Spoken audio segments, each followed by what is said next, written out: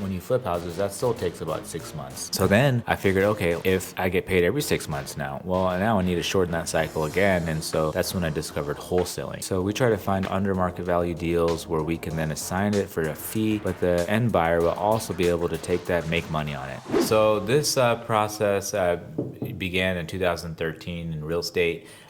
It was really random, didn't plan this, didn't know anything about real estate.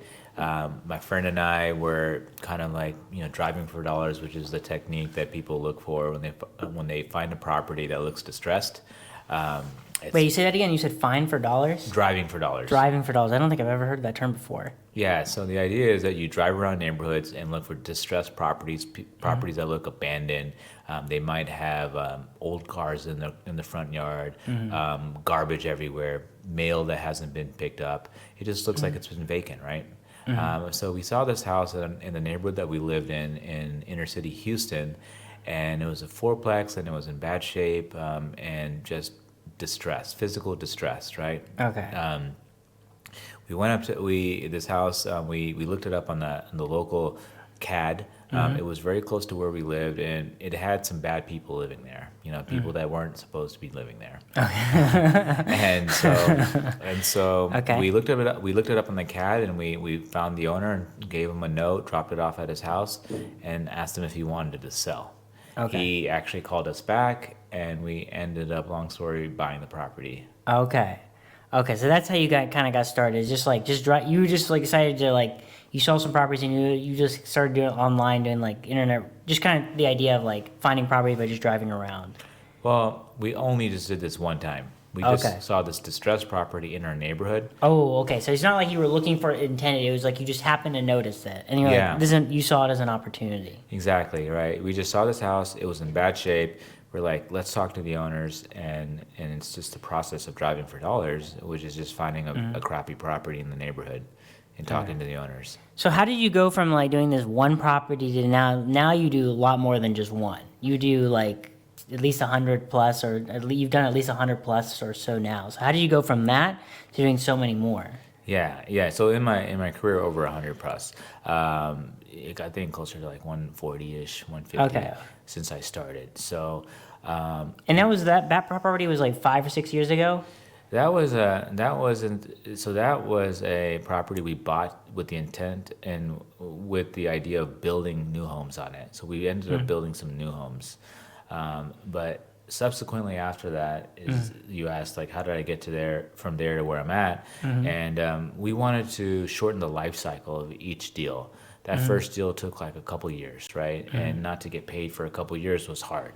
Yeah, that's a lot of time to not get paid. Yeah, and then we started to flip houses, and when you flip houses, that still takes about 6 months.